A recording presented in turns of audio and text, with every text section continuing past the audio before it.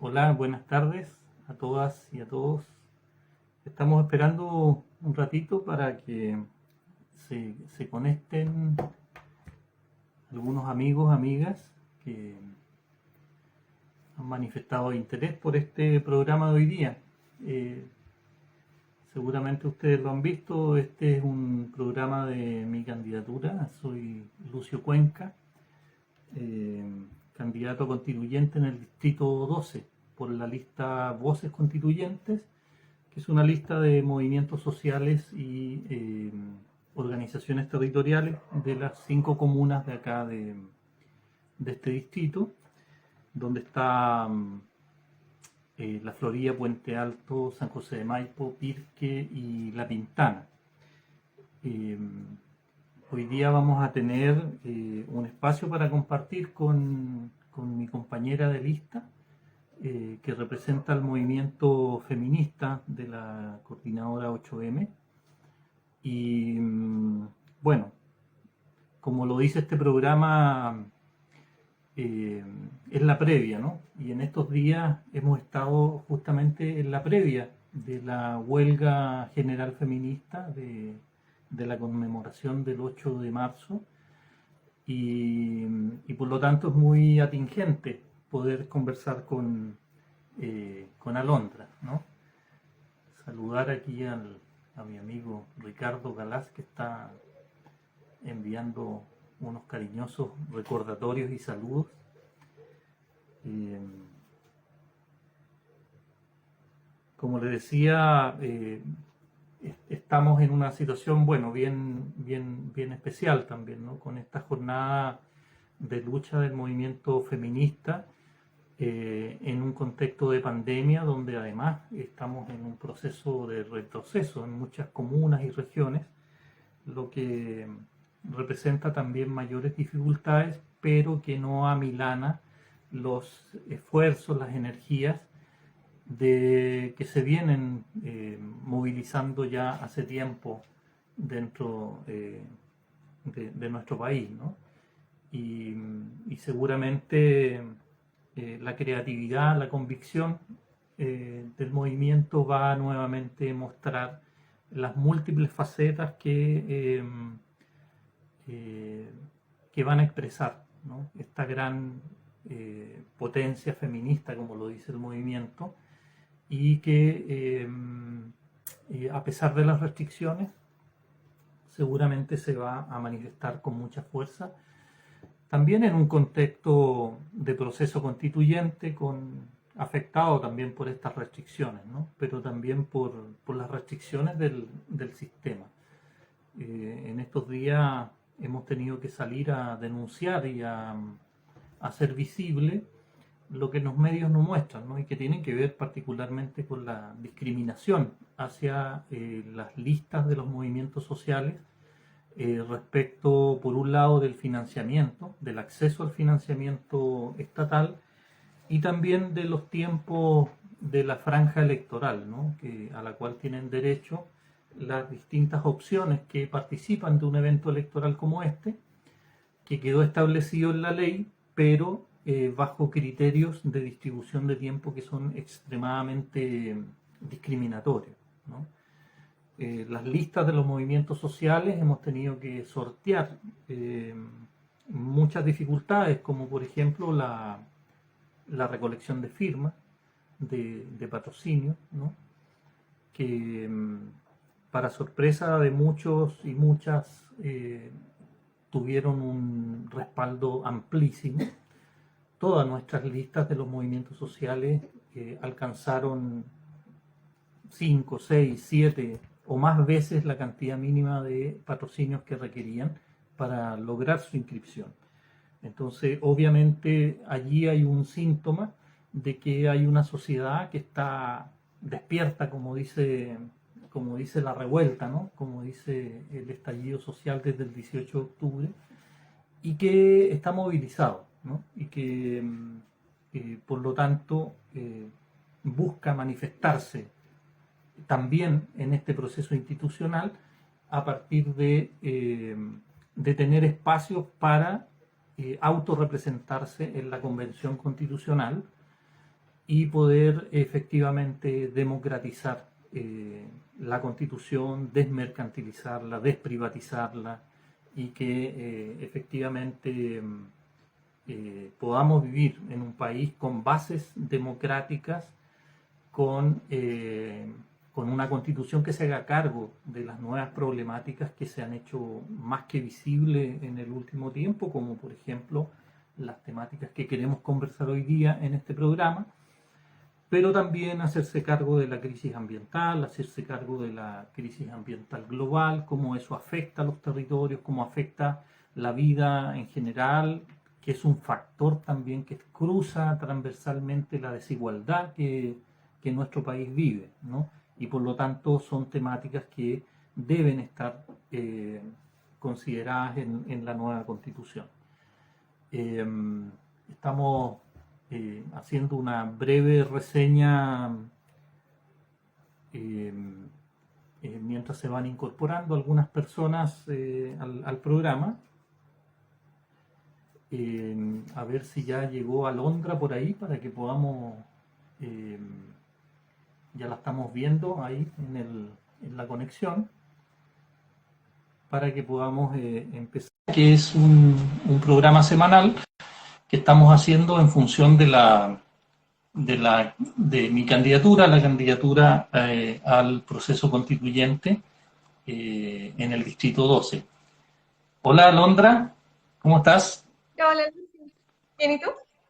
Bien, qué bueno, te estuve viendo hace un ratito ahí en una conexión que estabas haciendo. Sí, Muy bien. con Vero Gago de Argentina y con Amapola Varas de Maputo. Sí, muy bien, muy activa. Bueno, nos han tocado días bien movidos, ¿no? Con esto de la campaña. Le estaba contando un Sí. poco a los amigos y amigas que ya se han conectado, bueno, que este es un programa que lo hemos levantado especialmente para tener un espacio de intercambio con las personas que quieran tener más información y conocernos en las propuestas, en nuestras visiones directamente. Obviamente la campaña se hace en múltiples maneras, ¿no? Estamos, como todas las candidaturas, a pesar de las restricciones, recorriendo las ferias, haciendo puerta a puerta, bueno, visibilizando nuestras propuestas también en las redes sociales, en los espacios virtuales. Eh, y también comentaba bueno, de las dificultades presupuestarias que el Estado discriminatoriamente ha tratado a las listas independientes, el tiempo en la televisión, son cosas que estaba como adelantando del contexto en el que nos encontramos. Pero también, bueno, le contaba a nuestros amigos y amigas que eh,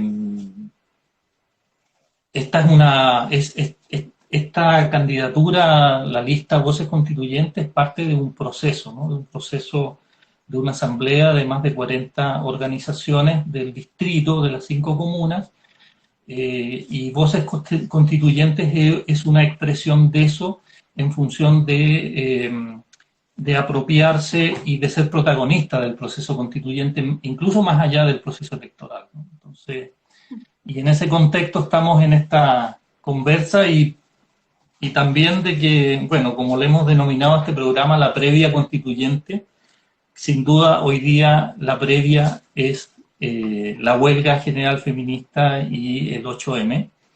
Y por eso, bueno, te agradecemos Pues, mucho que te nos escuché muy acompañes. bien. No sé si seré yo, pero te escuché más o menos. ¿Lo puedes repetir? ¿Me escuchaste más o menos? Sí, te estaba contando de la previa, ¿no? De nuestra Sí, sí, previa sí, los demás constituyente. también. O sea, era un problema. A ver si nos dan alguna señal, si se está escuchando.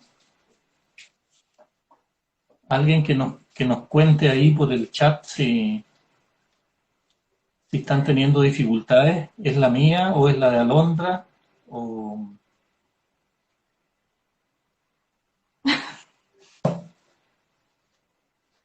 Parece que Alondra está con el problema de su conexión.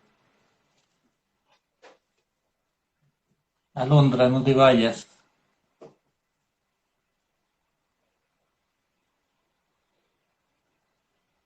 Ricardo Galaz dice que se escucha bien.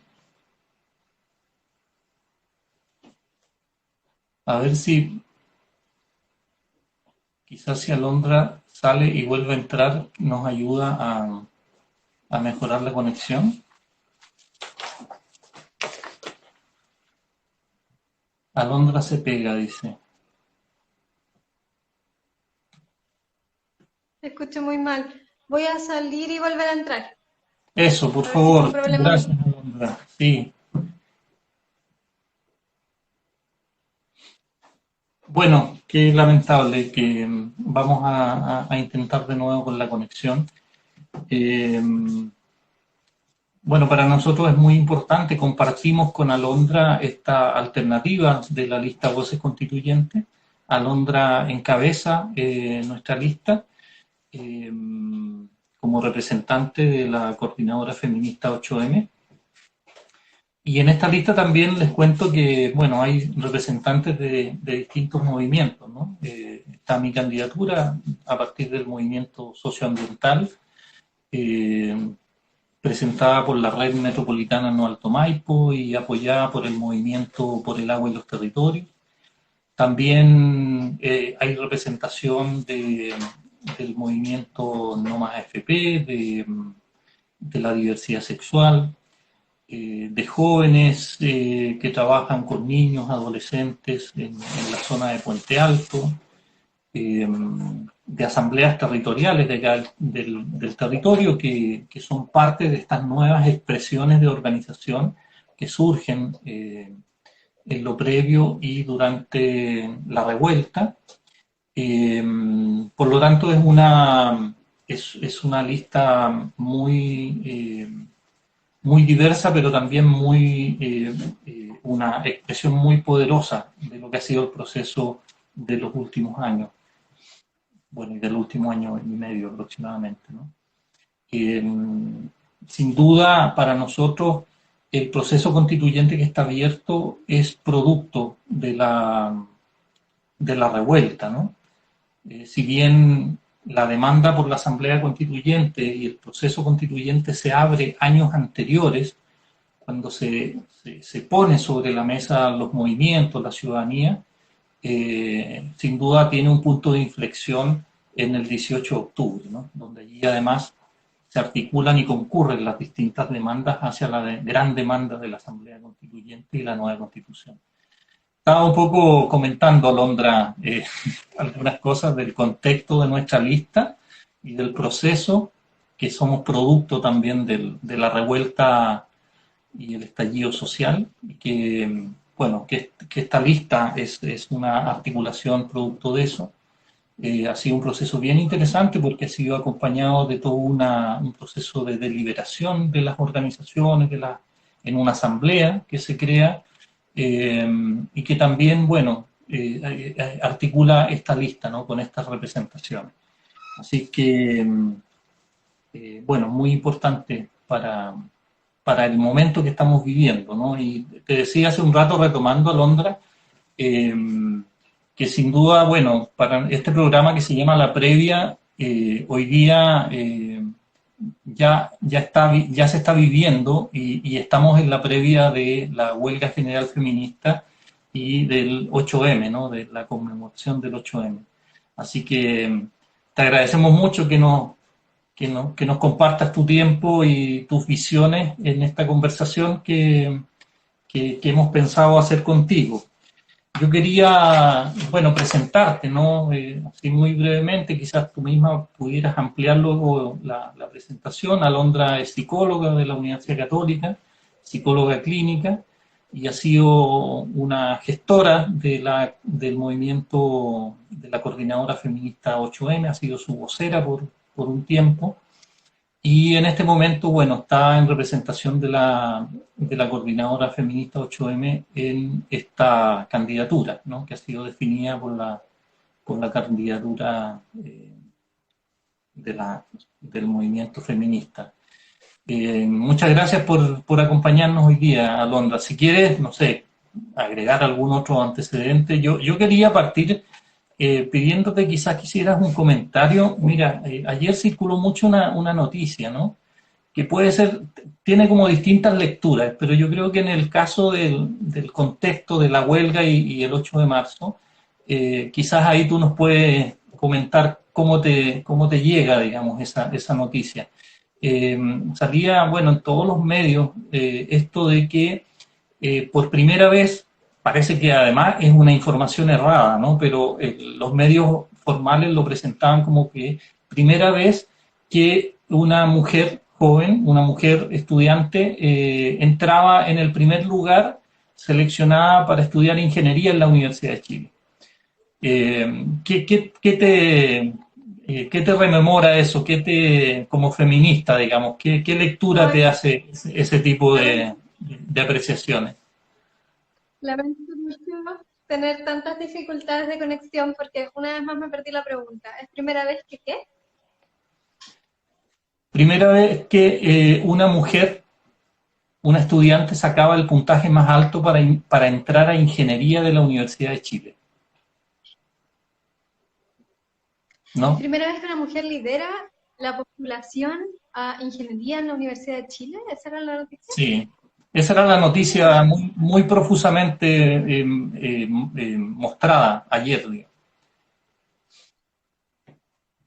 mira, escucha, te escucho más o menos, pero voy a tratar de contestar, me dicen ustedes si se escucha. No tenía idea de la noticia, de que entonces sería primera vez que una mujer obtiene un puntaje tal como para liderar este proceso de postulación. Eso es lo Sí, que fue noticia.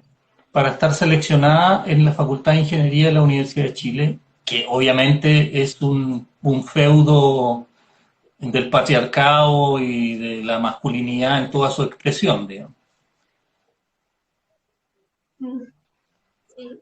Bueno, yo no sé si será cierto o no eso, pero si en cualquier caso, a mí me parece que hay efectos inmediatos o relativamente inmediatos de estar viviendo en un contexto de, de enormes movilizaciones feministas de masa.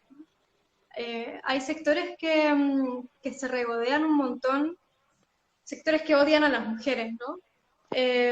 Y que se regodean un montón planteando cosas horrorosas, ¿no? Como ustedes se movilizan y las siguen matando, o incluso que el movimiento feminista provoca más odio, ¿no? En los hombres de lo que permite cambiar efectivamente la vida.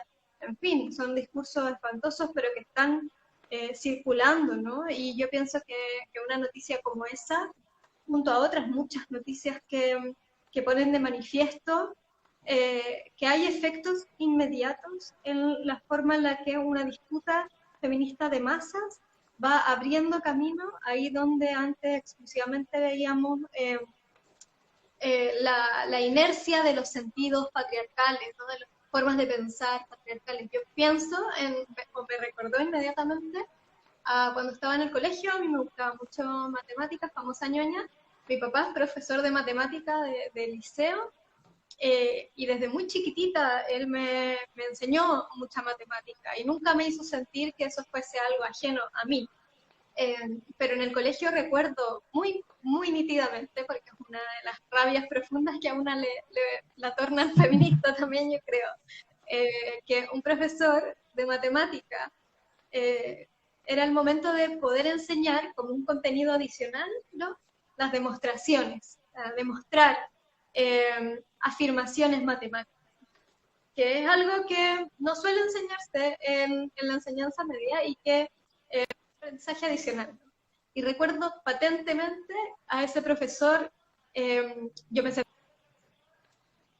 sentaba con mi mejor amigo diciendo, bueno, le voy a explicar aquí al compañero porque tú eres mujer y esto no te sirve y no lo vas a entender. Eso es un momento inolvidable de mi formación, es parte del currículum oculto, que por supuesto que nadie nos enseña directamente ni es parte del currículum del Mineduc que las mujeres no servimos para las matemáticas o que no servimos para la filosofía o que no podemos estar dedicadas a la historia, ¿no? De que son todos campos de saber de los que somos excluidas, pero son esas prácticas las que de manera subrepticia o de manera no planificada centralmente, de todas maneras instalan el patriarcado, instalan también esas posibilidades de soñar con lo que uno puede ser, con lo que uno quiere hacer, con lo que uno es capaz de hacer. Así que me parece que de ser cierto es un efecto de interpelando en dos partes. Eso. Sí, sin duda, Yo me bueno. veo súper cortado, entonces no sé si me escuchaste, pero eso sería Sí, mi opinión. se está escuchando. A veces se corta un poquito, pero se está escuchando, así que se entendió todo lo que dijiste. Eh, sí, bueno, este tipo, sorprende a veces este tipo de noticias, ¿no? Que sean noticias, estas cosas, que de alguna manera nos muestran el diagnóstico de las desigualdades y de las discriminaciones. Bueno, una tarea todavía muy importante de superar.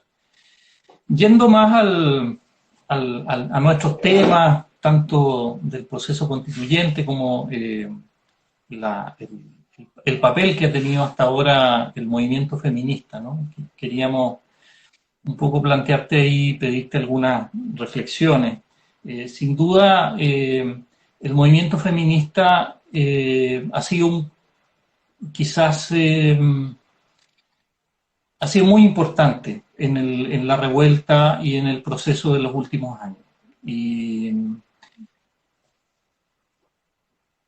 y de alguna manera, ¿cómo, considerando eso, cómo caracterizarías tú, cuál es el estado en el que está la lucha feminista en esta etapa, ¿no? Después de estos años de una irrupción muy importante y de ser un componente tan relevante en este proceso, considerando, bueno, la misma revuelta, pero también la pandemia, cruzado por este proceso constituyente, en el marco de una serie de otros procesos electorales, digamos, ¿cómo, cómo, eh, cómo podrías caracterizar tú el momento que está viviendo el movimiento feminista en esta etapa de, de sus prioridades, de sus estrategias?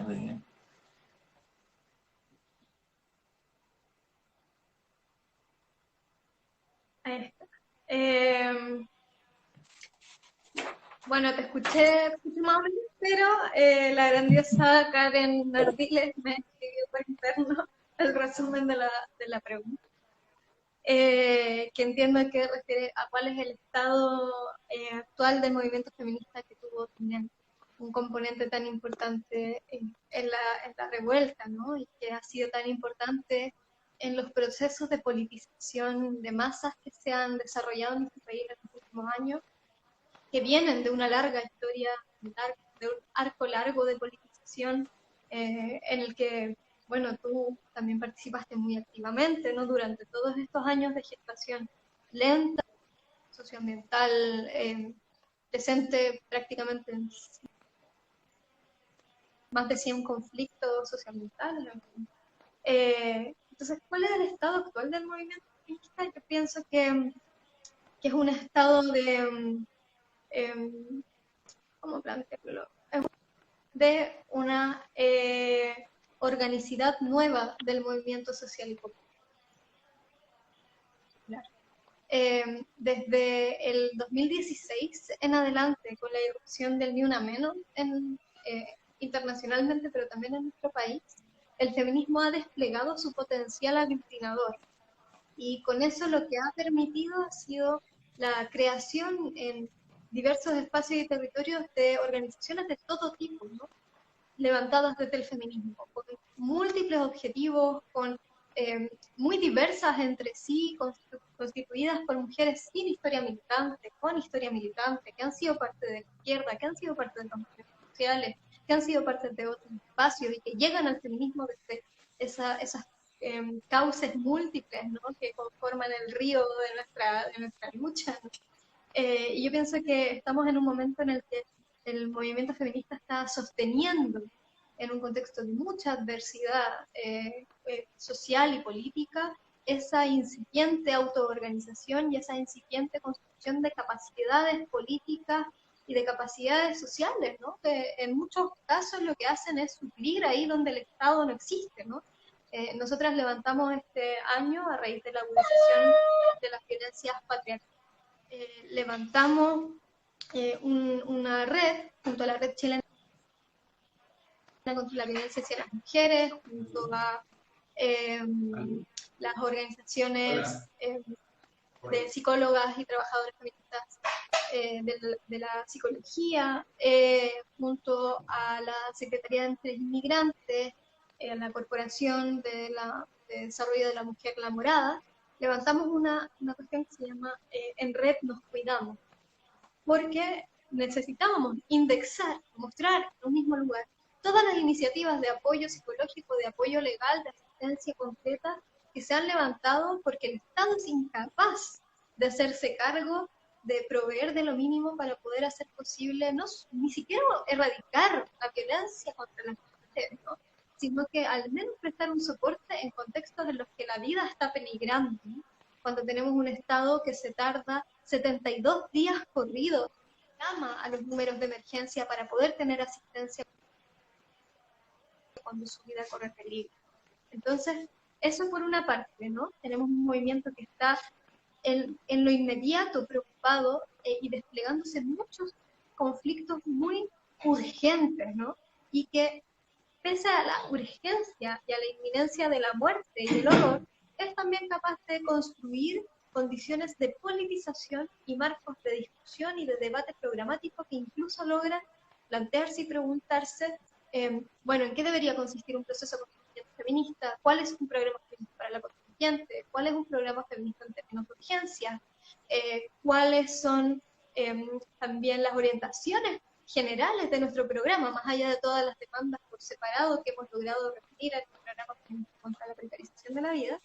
Y que ahora está además ensayando nuevamente la imaginación radical de levantar una huelga general feminista en el contexto de una pandemia y de una militarización agudizada de la vida. Ese es el momento, yo creo, o sea, ese es el estado Sí, actual del movimiento. sí, un momento de mucha, bueno, mucha potencialidad, pero también de muchos desafíos y dificultades. Oye, Alondra, bueno, sin duda, este proceso de la Convención Constitucional y este camino que en general en los movimientos ha causado mucho debate, ¿no? En todos los movimientos yo creo que ha cruzado y cruzó muchos meses respecto a cómo involucrarse, si involucrarse o no involucrarse, primero con el plebiscito, ahora con estas elecciones a la convención. ¿Cómo ha sido ese proceso de reflexión que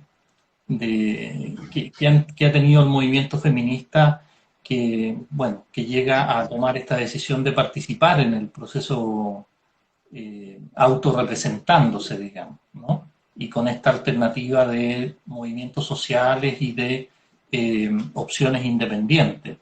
¿Qué significado tiene y cómo ha sido ese proceso para la coordinadora 8M en este caso? Lo Bueno, digo, el proceso, sí, creo que es importante creo que es importante que nos podamos transmitir esas experiencias, ¿no? De cómo han sido estos procesos. sí, sí, nosotras, bueno, sostuvimos una discusión larguísima, ¿no? Que se extendió además durante varios meses. Las primeras discusiones las tuvimos luego del acuerdo por la paz social y la nueva constitución, que nosotros salimos a denunciar y a rechazar, como gran parte de los movimientos sociales en ese plano. Hubo mucho acuerdo, ¿no? Incluso nosotras en ese momento estábamos en unidad social, un espacio en el que teníamos mucha disputa y mucha tensión con otros movimientos sociales, con la forma en la que se pensaba la revuelta y qué era lo que había que levantar, ¿no? Pero en ese momento hubo un acuerdo transversal, prácticamente unánime, de salir a rechazar el acuerdo por la paz social y la nueva constitución, a rechazar este acuerdo de impunidad para el gobierno de Sebastián Piñera, que lo que iba a hacer es efectivamente lo que hizo, sentar las bases para que se siguiera desplegando una política de terrorismo de Estado y de represión sin ningún tipo de freno de la movilización. Entonces, siendo ese el antecedente, en un contexto en el que irrumpe una revuelta, no frente a un gobierno progresista, ni un gobierno que tuviese a la vista siquiera modificar o reformar la Constitución, o sea, un gobierno que viene a implementar el ajuste, que viene a encarnar un giro autoritario que se está dando en todas las democracias del mundo, que profundiza la precarización y que hace avanzar la militarización, especialmente en el Gualmapu, y es en ese escenario en el que irrumpe la revuelta. Y le arranca a la clase política y le arranca al régimen esta posibilidad contradictoria de iniciar una discusión política que nos tratan de decir que va a ser simplemente la redacción de una nueva constitución y que los sectores organizados estamos planteándonos como un proceso constituyente de los pueblos, de nosotras y de nosotros mismos, y que decimos, bueno, no nos van a venir a decir de qué se va a tratar esto, ¿no? Nosotras al menos siempre tuvimos eso presente. En el encuentro plurinacional de las Islas que luchan, no tuvimos acuerdo, ¿no? Había algunos sectores que decían que había que hacer campaña por el apruebo y por la Convención Constitucional ya en ese momento. Otros sectores que decían que había que boicotear el proceso, que era un sector bien minoritario. Y habían amplios sectores que decían, bueno, sea lo que sea que hagamos en este escenario, porque vamos a tener despliegues tácticos distintos como movimientos sociales, lo que tenemos que poner por delante es el programa y es la necesidad de un proceso constituyente de los pueblos. Un proceso constituyente feminista, plurinacional, transgeneracional, en fin, y que pudiera al mismo tiempo combatir las condiciones políticas en las que estamos desarrollando estas condiciones de terrorismo de Estado y de prisión política. Y con esa claridad y con ese diagnóstico y reconocimiento de la diversidad táctica que íbamos a estar desarrollando, nosotras nos empezamos a preguntar si como coordinadora feminista 8M, un espacio organizado dentro del movimiento feminista, que ha impulsado la huelga general feminista, que ha levantado los encuentros plurinacionales de las que luchan y que no ha soltado este proceso, bueno, si es que nosotras teníamos que tomar alguna posición. Y eso fue además muchos meses después de ya iniciada la pandemia. Empezamos a discutir esto, creo que en septiembre. A discutirlo de nuevo, porque habíamos estado levantando nada, como en Red Nos Cuidamos, ollas comunes, formas de reunir recursos, estábamos en otra cosa. Y pilla de nuevo como, bueno, esto se viene el itinerario institucional y tenemos que ver qué podemos hacer. Y en ese contexto, que lo discutimos mucho, decidimos que primero los pueblos tenían que hacer, ya lo iban a hacer, porque ya lo estaban haciendo, asumir como propio la necesidad de aprobar con una contundencia histórica la necesidad de terminar con la Constitución de Pinochet. Y que eso era lo que estaban haciendo los pueblos, ya sin que nosotras estuviéramos haciendo campaña. Y que cada pared, como de cada barrio, decía apruebo. Y eso ya estaba ocurriendo. Nosotras llamamos a ser parte de esa voz que afirmara la contundencia del golpe que había que aceptar a los sectores que estaban organizados en torno al rechazo, porque esto también iba a significar un golpe de moral a una revuelta que todavía estaba abierta, pero a un pueblo y a unos pueblos que estábamos viviéndola con mucho sufrimiento, ¿no? Que es lo que nos trajo la pandemia y lo que nos trajo la militarización y la represión y la prisión política. Y dijimos, bueno, aprobamos Asamblea Constituyente, pero la papeleta no dice Asamblea Constituyente. Y si nosotros vamos a los territorios y le decimos a la gente, usted tiene que aprobar Asamblea Constituyente, eso es lo mejor, no sé qué, después vamos a ver el voto y no está Asamblea Constituyente, ¿no? Y no podemos contribuir a la confusión y a la desinformación de la que viven los sectores que están administrando el régimen, porque viven de eso, ¿no? Ahora en la franja lo hemos visto más aún. Entonces ya, aprobamos y Convención Constitucional, aunque nos duela la guata, sabemos que la Convención Constitucional no es la Asamblea Constituyente, pero vamos. Y vamos a desbordar y vamos sin llamarnos a engaño y sin llamar a nadie a engaño. Pero vamos porque no vamos a soltar el deseo que nos llamó a la revuelta y no vamos a soltar nuestra propia voz, que era lo más importante. Y luego de afirmar eso, que no íbamos a soltar nuestra propia voz ni lo que habíamos construido estos años, nos preguntamos, bueno, ¿y quién va a aportar esa voz? ¿Quién va a llevar la voz de los movimientos sociales y del movimiento feminista? Y del programa de la huelga general feminista en este contexto. Y miramos alrededor y pensamos, bueno, es nuestra tarea, ¿no? Corresponde. La Coordinadora Feminista 8M es un espacio que eh, que ha logrado construir organización social feminista amplia, que ha logrado seguir ampliando su existencia, que ha logrado seguir sosteniendo este proceso político y que además tiene una responsabilidad porque es la organización con mayor visibilidad en nuestro país, dentro del movimiento feminista. Eso se debe al lugar en el que alojamos este proceso, ¿no? Que tiene que ver con el 8 de marzo, tiene que ver con el Día Internacional de las Mujeres Trabajadoras y tiene que ver con la huelga en medio de un ciclo mundial de movilización.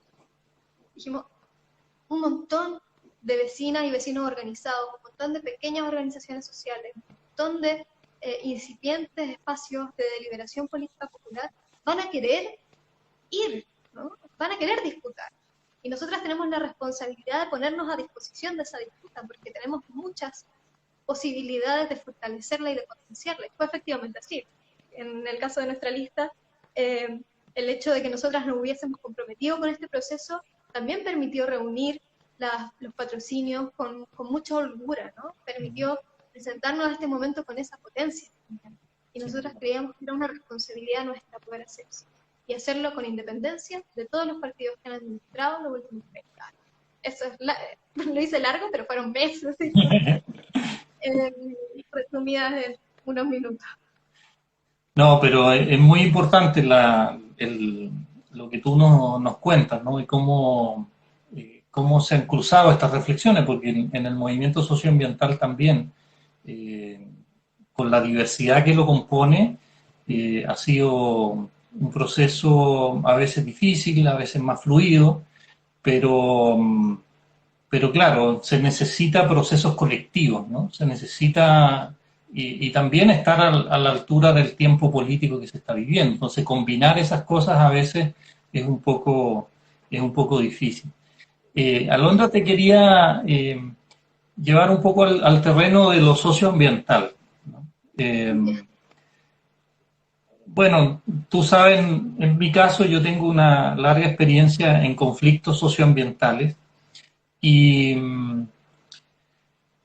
bueno, en esa experiencia de trabajar y acompañar procesos comunitarios, ya nosotros veníamos observando hace varios años atrás que, bueno, primero que hay impactos diferenciados, ¿no? A nivel del impacto ambiental, ya sea de contaminación o de deterioro de la calidad de vida o de impacto psicoambiental, por ejemplo. Pero también en medio de los conflictos nosotros observábamos que los roles de las mujeres en los procesos tendían a ser distintos, ¿no? Si bien por un lado las mujeres eran liderazgos que se pretendía invisibilizar o no se reconocía como interlocutoras a veces cuando estaban en desarrollo estos procesos, sí tenían un rol muy importante cuando se tomaban decisiones que pudieran ser trascendentes para los procesos, ¿no?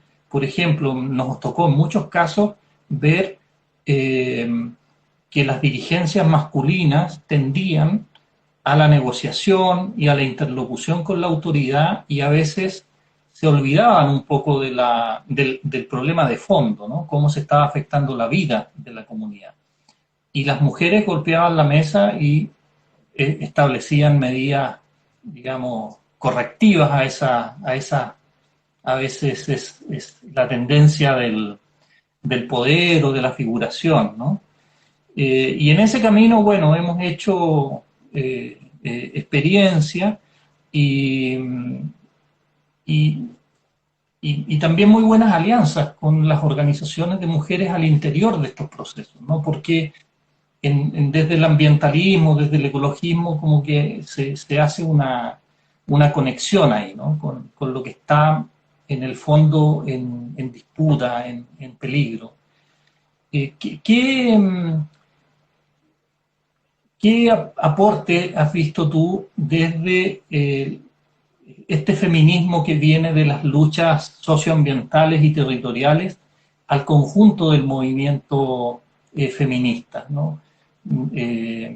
¿Qué elementos concurren desde estas luchas socioambientales feministas hacia este abanico de feminismos que se articulan en este proceso? Qué maravilloso. El primero como el antecedente, que lo hemos conversado en varias ocasiones con las compañeras y a mí me parece que es un levantamiento de información bien notable, como ver justamente esa diferencia en los roles y poder también comprender cómo no se trata de diferencias esenciales, ¿no? Porque las mujeres tengamos una relación distinta con la vida en general, sino que tiene que ver con los trabajos que realizamos y cómo esos trabajos a los que nos ha relegado también la forma de organizar la vida patriarcal, neoliberal, eh, que son lugares de mucha precariedad y de mucha explotación, son al mismo tiempo posiciones de mucha potencia, ¿no? Potencia para resistir también el avance de estos, eh, de estos procesos de precarización de la vida. En ese sentido, me parece que es un antecedente notable. Y yo pienso que ahí hay una de las dimensiones que más genera también resistencia en mucha gente, ¿no? Yo en el día del cambio de las estaciones de metro estuve en el metro Bellavista La Florida y después estuve en Vicente Valdés, que lo cambiamos por el primero Ríos Libres. Eso decía Ríos Libres, decíamos el 8, o sea, como empezaba el 8M y de la huelga general feminista del Día Internacional de las Mujeres Trabajadoras. Y harta gente se enojó mucho porque esa fuese una demanda, ¿no? de la huelga general feminista y nos preguntaban por qué los ríos libres, qué tienen que ver con nosotras, ¿no? Que eso es una cuestión del conjunto de la humanidad y el feminismo no es un humanismo, eso lo tenemos súper claro, ¿no? Sino que tiene que ver con las mujeres. Yo pienso con las mujeres, las disidencias, las niñas, las niñas. Y yo pienso que ahí hay dos grandes aportes históricos que esta confluencia entre las luchas socioambientales y las históricas luchas feministas han hecho para el conjunto del movimiento. Una es el énfasis que, producto del carácter histórico que han tomado los conflictos socioambientales, han podido hacer las compañeras, que es el énfasis plurinacional. Fue en un preencuentro o sea, un preencuentro para el encuentro en ese momento nacional de mujeres que luchan, que las compañeras, desde las luchas socioambientales, nos llamaron a cambiar el nombre, ¿no? del encuentro. Nos dijeron, no puede ser un encuentro nacional, tiene que ser un encuentro plurinacional, ¿no? Y escribieron una carta abierta que levantaron, cambiamos el nombre al día siguiente, una cosa así, ¿no? Porque era tan cierta la interpelación y era tan difícil de mirar desde un lugar que fuese ajeno a esos conflictos históricos específicos donde la plurinacionalidad ha sido instalada como un ineludible, ¿no? Como un ineludible para el reconocimiento de nosotras mismas. Y yo creo que el otro gran aporte de las compañeras que activan desde el feminismo socioambiental es justamente como esta idea muy material de la vida, ¿no? Es decir, cuando nosotras decimos, eh, ponemos al centro nuestras vidas como mujeres y disidencias, estamos dando un paso en la concretización de la idea de la vida.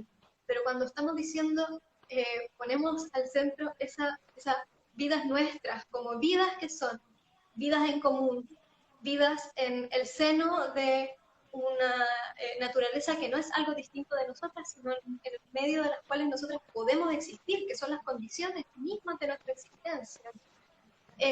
Ahí la concretización avanza un poco más y nos damos cuenta de que no estamos haciendo feminismo en cualquier país, no estamos haciendo feminismo en cualquier territorio, ni en cualquier contexto histórico, ¿no? Estamos haciendo feminismo en un país que está organizado en función del capital extractivista, que organiza el conjunto de la vida en función de la reproducción de esos capitales y que eso tiene un efecto inmediato en nuestra propia relación con el mundo del que somos parte. Y que es distinto, por tanto, y tiene que ser distinto tiene que ser particular el horizonte de transformación que levantemos desde aquí. No estamos en Estados Unidos, pero tampoco estamos, ¿cierto?, en Asia. Estamos en un país al sur de Latinoamérica que organiza su economía en función de la extracción intensiva de recursos naturales, y eso tiene un efecto en las relaciones de género y tiene un efecto en la vida en general. Yo creo que esos son los dos grandísimos aportes. Bueno, como se dice, ¿no? La explotación de los territorios y de los cuerpos producto del patriarcado y el extractivismo, ¿no? Son temas que el feminismo o el ecofeminismo ha ido colocando sobre la mesa, ¿no? Muy importante para enriquecer nuestros movimientos en los tiempos que estamos viviendo. El programa feminista, bueno, yo conozco el del año anterior, ¿no? El de los 15 ejes, me parece que son, eh, donde están incorporados las temáticas también socioambientales y muchos temas muy relevantes.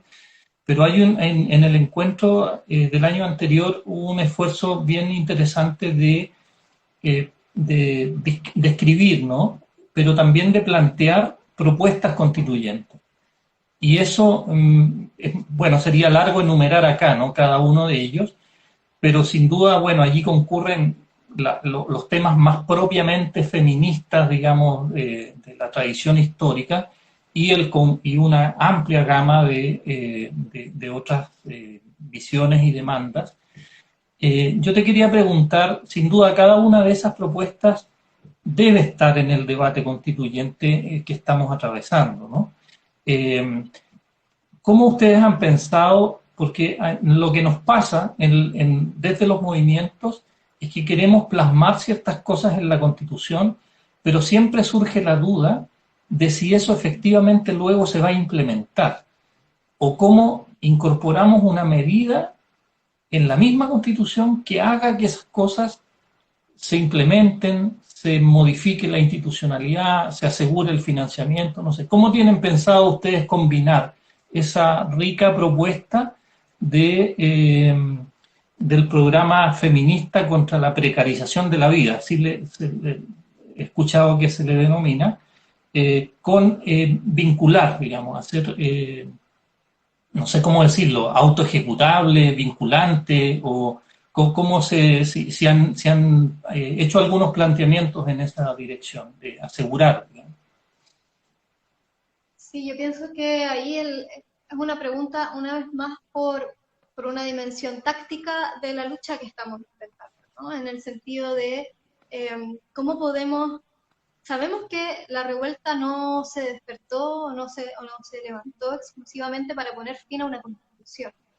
Se levantó para poner fin a una forma de organizar la vida y para abrir la posibilidad de una vida que se organice de una nueva manera, de una manera distinta. Entonces la pregunta que tú haces es súper pertinente a esa diferencia, ¿no? Que no estamos peleando por un nuevo texto. ¿Qué es lo que nos ofrecen? Porque nos ofrecen una convención constitucional para escribir una nueva constitución, sin que tenga un carácter soberano, sin que tenga un carácter constituyente propiamente tal. Por algo se llama convención constitucional, ¿no? Y ahí arrebatar el carácter constituyente a la convención constitucional va a ser tarea del desborde, ¿no? Y para nosotras se trata de, bueno, por una parte de sostener de manera activa la movilización paralela a la Convención Constitucional como tal, ¿no? O sea, es una cuestión evidente y lo decimos todos y todas quienes vamos en las cosas de los movimientos sociales y de las organizaciones territoriales, ¿no? No puede ser que 155 personas redacten una constitución, porque no se trata de eso. De lo que se trata es justamente de, en ese escenario de disputa abierto que no pudieron sino entregar, poder desbordar con la fuerza social que efectivamente está ahí latente todavía, nosotros estamos convencidas de eso. Si no hubiera pandemia estaríamos todos en las plazas todo el día discutiendo, pintando, saliendo a movilizar, ¿no? Porque ese deseo sigue estando ahí. Entonces, una de las cuestiones es ese primer elemento. que tenemos que estar atentas y atentos de manera social, transversal, amplia, a todo el proceso de discusión constitucional.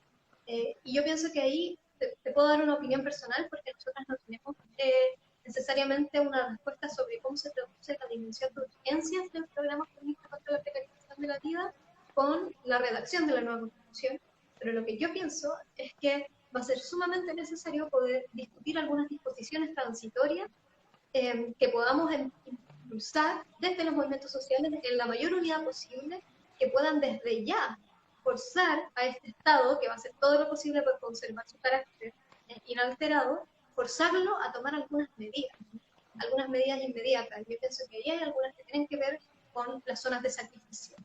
Pienso que hay otras que tienen que ver con el endeudamiento por la salud y por la educación. Pienso que hay otras que tienen que ver con el sistema de pensiones y, por supuesto, también con garantizar una vida libre de violencia contra las mujeres y también contra la infancia, ¿no?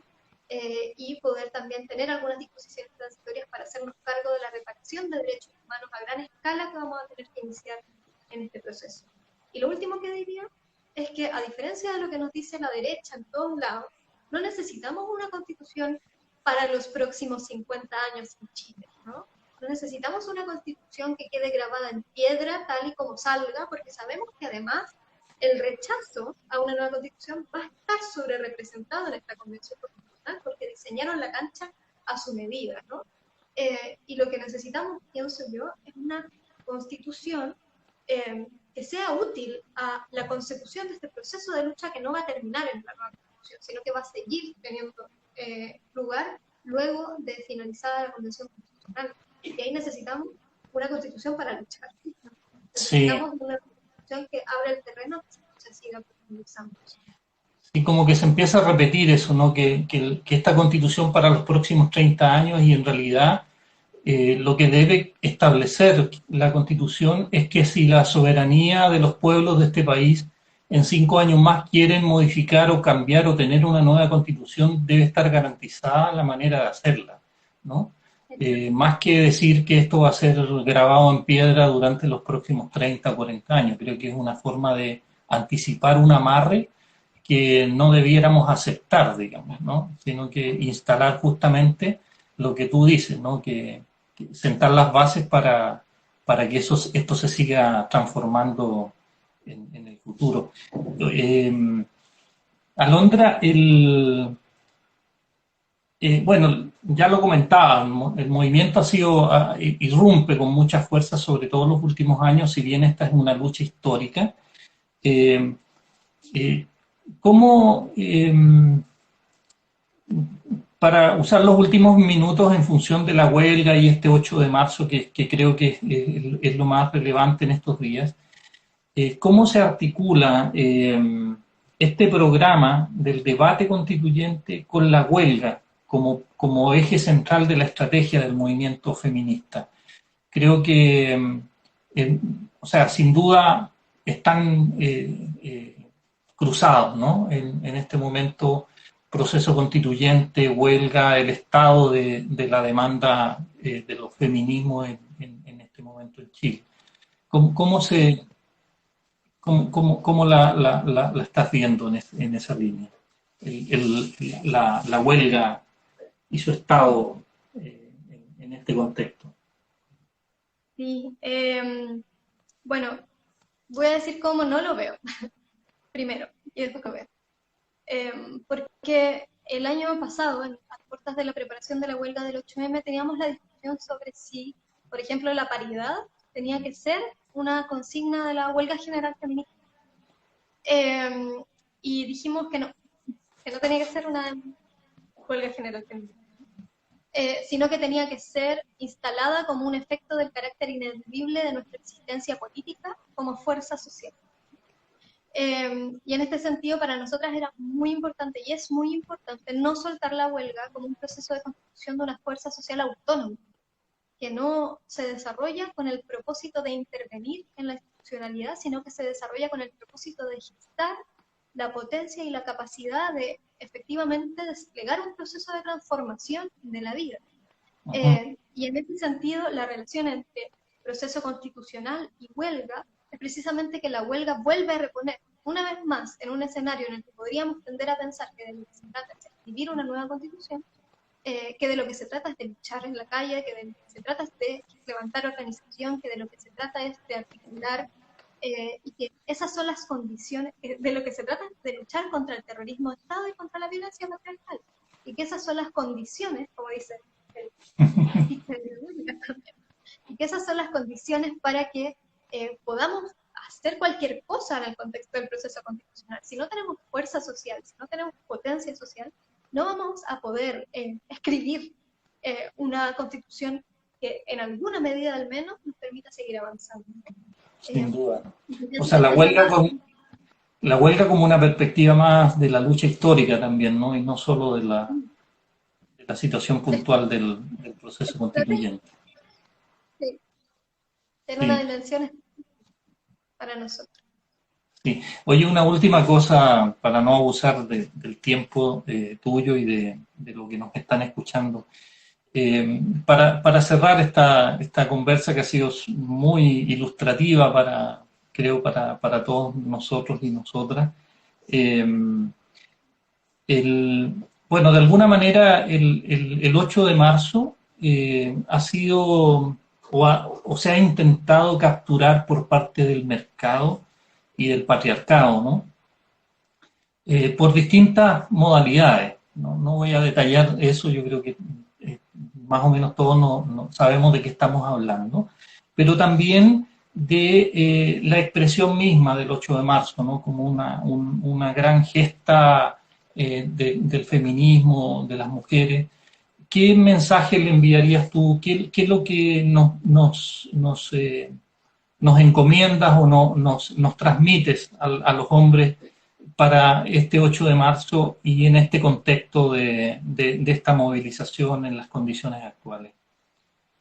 Ya, voy a referirme a las dos cosas. La primera es que no tiene que sorprendernos que el mercado trate de vendernos feminismo, ¿no? Así como podemos recordar que el 8 de marzo hace 5 o 6 años era una fecha en la que nos regalaban flores y nos felicitaban, ¿no? Y ahora saben que se viene la huelga y que es un día de protesta, y bueno, ese carácter cambió irreversiblemente, pero el mercado no ha cambiado, ¿no? Si antes nos vendía flores, ahora nos vende poleras que dicen feminismo, ¿no? son muy, muy, muy creativos, ¿no? Y capaces de desplegar una gran flexibilidad en ese sentido. Parte del mercado también. Respecto de los hombres, nosotras en Chile levantamos un proceso que es de huelga general feminista. Eso quiere decir que es una huelga general. Llamamos a toda la sociedad a movilizarse ese día, pero a movilizarse de maneras diferenciadas. A los hombres cisgénero los llamamos a tomar un rol de soporte y de apoyo a la movilización, y en ese sentido a tomar todas las tareas que sean necesarias y que estén a su disposición para garantizar la participación de la mayor cantidad de compañeras posibles en el proceso de la huelga. Ese es el llamado. No es el llamado a quedarse en la casa, ni a encerrarse, ni a quedarse callado, ojalá quedarse callado sería así, pero sí a ponerse detrás del programa feminista contra la precarización de la vida y a levantarse organizadamente, tal y como lo vamos a hacer nosotros, para hacer posible la huelga general desde sus posibilidades, ¿no? Y por ejemplo, no sé, si eres un hombre cisgénero y tienes amigas, y tus amigas tienen hijos o hijas, bueno, cuídalos ese día, ¿no? Si tienes una madre que quiere salir y que tendría que encargarse del almuerzo, bueno, tú te encargas del almuerzo, ojalá ese día muchos días más adelante, ¿no? Pero en fin, es desarrollar todas las tareas necesarias para poder viabilizar la huelga general. Esa es su responsabilidad. Sí, vi por ahí también una difusión de la coordinadora que decía las 100 formas de participar en la huelga, ¿no? Que es bastante creativa y entrega muchas posibilidades para que desde distintas perspectivas y espacios y posibilidades se exprese la huelga ese día. Sería largo enumerarlas ahora, pero en las redes sociales y en internet se puede encontrar para que nadie tenga excusa de quedarse fuera de la huelga general feminista. Alondra, no sé si quieres alguna palabra para despedirte. Te agradezco mucho que hayas participado con nosotros en este programa. Es muy significativo, además porque somos compañeros de lista en este desafío de voces constituyentes de la Asamblea del Distrito, de las más de 40 organizaciones que la sostienen. Y bueno, en ese sentido agradecer tu generosidad por darnos este tiempo. No sé si quieres cerrar con alguna despedida. Sí, o sea, primero quería darte las gracias por la invitación. Ya te lo he dicho, pero igual que lo sepan los demás, me siento muy orgullosa y muy honrada de poder compartir lista contigo, Lucio, y con ustedes como Movimiento por el Agua en los Territorios, ¿no? Por el trabajo que han hecho. Me parece que es expresivo de un gran avance histórico de los movimientos sociales, que podamos hacer estos esfuerzos de unidad política. Así que muchas gracias, y a las compañeras y compañeros que nos están escuchando, nos vemos en la calle el 8 de marzo, la huelga general. Sí, a cada cual a ocupar su lugar de acuerdo a al rol histórico que se debe cumplir en este tiempo. Muchas gracias, Alondra. Encantado de tenerte en este programa. Que estés muy bien. Cuídate. Gracias, Nos vemos. gracias, gracias. Realmente.